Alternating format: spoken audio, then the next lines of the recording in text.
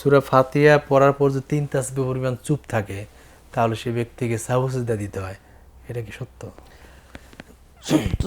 প্রথমত ইমাম সাহেব সূরা ফাতিহা পড়ে তিনি যদি মুক্তাদিকেও, যেমন হাম্বলি মাযহাবে জি বলেছেন যে মুক্তাদিকেও সূরা ফাতিহা পড়তে হবে।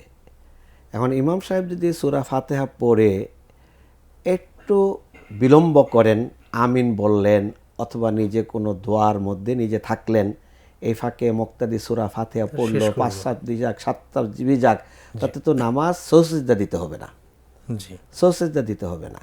অথবা সূরা ফাতিহা পড়ছে, তিনি সূরা ফাতিহা নিয়ে একটু ভাবলেন যে এটার মধ্যে কি বলা হয়েছে, তাহলে তার তাসবিহ সৌসিজদা দিতে হবে? সৌসিজদা দিতে হবে না। হবে না। আমি এক নও মুসলিমের ঘটনা আমি ইউটিউবে পড়েছি, পড়ে খুব অভিভূত হয়েছি যে নও মুসলিম যখন ইমামের সাথে সালাত আদায় করেন তখন স্বাভাবিক নিয়মে সালাত আদায় করেন, আর একা একা সালাত আদায় করলে তার অনেক সময় লেগে যায়। আচ্ছা আচ্ছা। তো তার এক সঙ্গী তাকে জিজ্ঞাসা করলো যে তো তুই ইমামের পিছনে নামাজ পড়লে তো আমাদের মতোই পড়েন, তা আপনি একা পড়লে এত সময় লাগে কেন? কারণ জানি না, আমি নতুনভাবে মুসলমান হয়েছি, আমি সূরা ফাতিহার বক্তব্যটা পড়ি আর আল্লাহ রাব্বুল আলামিনকে আমি স্মরণ করি যে আল্লাহ আমার কথাটা শুনতেছেন কিনা, আচ্ছা আচ্ছা। আর শোনার পরে আল্লাহ আমার উত্তরটা দিচ্ছেন কিনা। যেহেতু হাদিসে কুদসিতে আসছে যে আল্লাহ হামিদানি আবদি আসনা আলাই আবদি বলে উত্তর দিয়ে থাকেন, আল্লাহর উত্তরটার আমি অপেক্ষা করতে থাকি আর বারবার পড়তে থাকি।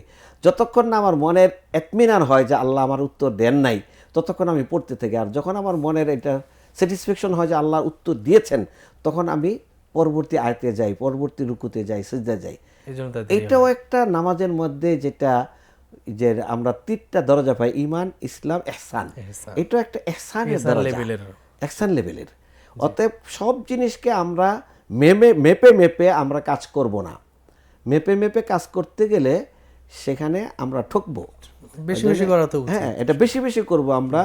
ইমাম সাহেব সূরা ফাতিহা পড়ে সূরা ফাতিহার একটা বিষয় নিয়ে যদি তিনি একটু ভেবে ফেললেন মাঝখানে, যেটা তার পরকালের চিত্রটা, তো হাসরের চিত্রটা তো হ্যাঁ চোখের সামনে ভেসে উঠেছে, এই চিত্রটা নিয়ে যদি একটু ভাবেন, কোরআন নিয়ে ভাবেন, তাহলে তার সৌসিজদা দিতে হবে, এই কথাটাকে মানে যুক্তিযুক্ত না, বিধানটা নেই আসলে। জি।